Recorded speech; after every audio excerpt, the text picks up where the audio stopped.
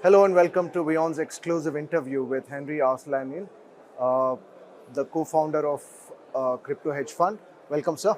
Thank you. Thanks for having me. Yeah. So first, let's talk on the post of yours of 10 years of experience with cryptos. So yeah, what made you write that? I know it's been very interesting. In crypto, as 10 years is like 100 years in the normal world. But I wrote recently a post on my LinkedIn, shared it with my 500,000 followers, where really the idea was to share 10 lessons from 10 years in crypto. And there's been obviously a number of things that I had the privilege to see in the last couple of years in this industry, and also lessons learned. One of them is just being humble, for example. Right. There's a lot of big element of luck in the digital asset space. I've seen entrepreneurs with great ideas come up with amazing projects. Some often it was a matter of timing. Some did a great idea, some didn't work out, some did it a couple of weeks later and a couple of months later and turned out to be a big success. But I think there's been a lot of things. One of them is actually also accepted to be laughed at. I shared my article over the years where numerous times I've been at events where I've been openly criticized, laughed at, especially from a traditional financial world.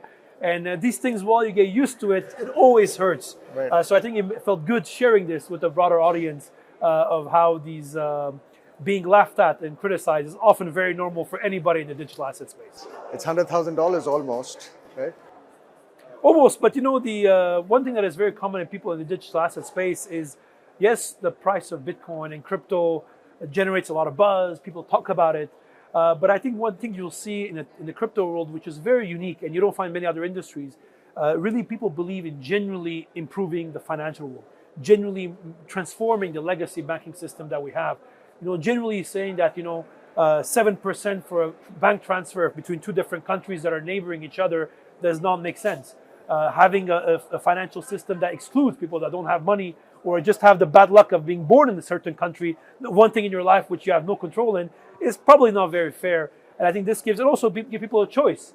If today many of us have the luck and the privilege of living in countries with great central banks, but for many people, many of your viewers, I'm sure, live in countries where unfortunately they don't have that privilege of having a strong central bank, a strong currency, and stability. And at least digital assets and Bitcoin gives people a choice. And that's one thing I really believe in. I think the other question I really wanted to, I read your post as well, but what I want to know is there are a lot of naysayers who talk about it does not have an inherent value per se, or an underlying asset, if I can say that, including Raghuram Rajan. So what's your take on that?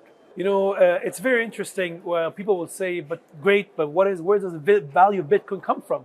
Well, and a good example I always give is a comparison to gold, for example. Sure. The reason gold is valuable is there's a finite amount, although there's a 2-3% that is discovered every year, comes in the market. Bitcoin has a lot of the same characteristics. There's only 21 million Bitcoin ever. That's it. There cannot be more. There cannot be less. And actually, the supply is finite.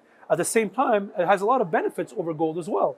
For example, if I have a bar of gold that I have in Dubai that I want to send to India, it's quite complicated. Whereas with Bitcoin, I can make the transfer pretty easily. In the same way with a bar of gold, I can have it in small pieces, even as a wedding ring. The beauty with Bitcoin, it goes down to 8 decimals. So you have a lot of these similarities with gold that exist there. And I really believe there's also a generation issue.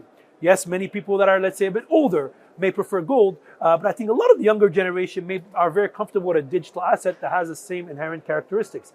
But regardless of all this, the one advice I give to all my students or to anybody that I've had the chance to interact in the last couple of years is you may love Bitcoin, you may hate Bitcoin.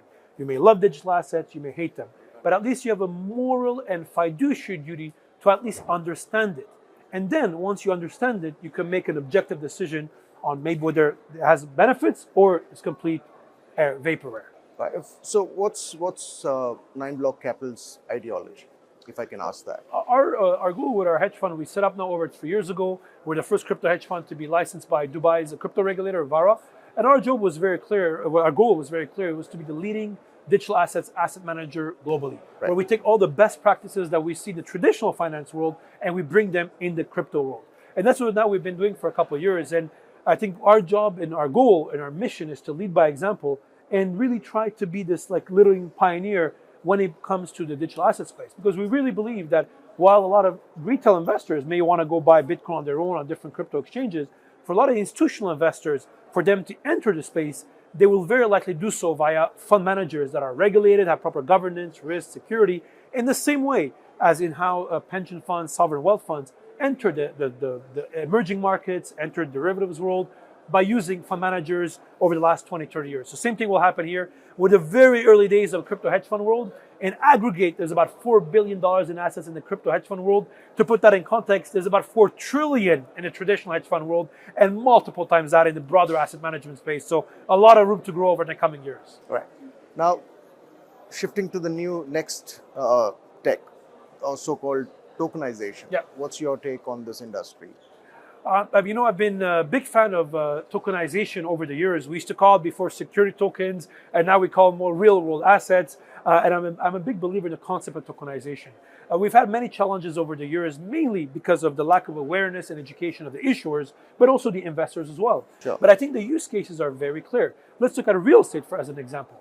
If tomorrow morning I want to buy this conference hall, I don't have those $100, $200 million it will cost to buy it.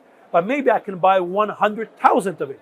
And this allows me to get at least economic exposure to the asset and actually takes out this illiquidity premium that many of these large assets have. And that actually solves a lot of problems, not only on providing more liquidity, but also more transparency.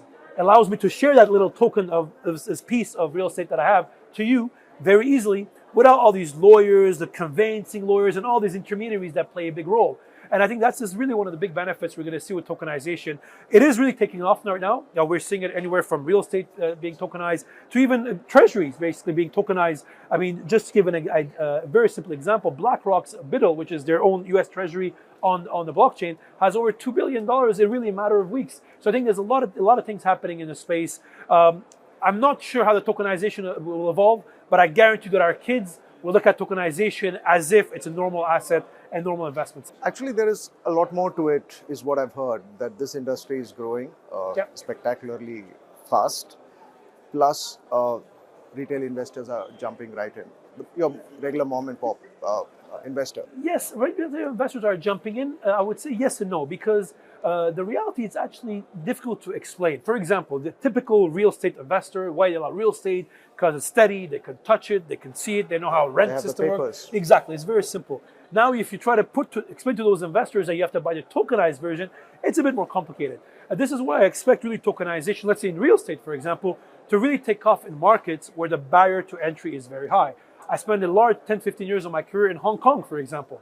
In Hong Kong, the average worker, and even a professional, is never going to be able to achieve the goal of buying a piece of real estate because they want the 30, 40% down payment, which you're never going to have considering the real estate prices. And that has given too many risks over the years, from protests to other issues that we've had over the years.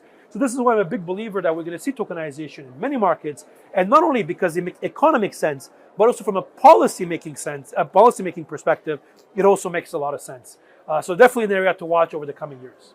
All right, fantastic. It was great talking to you. Thank you very much for having me. Thank you.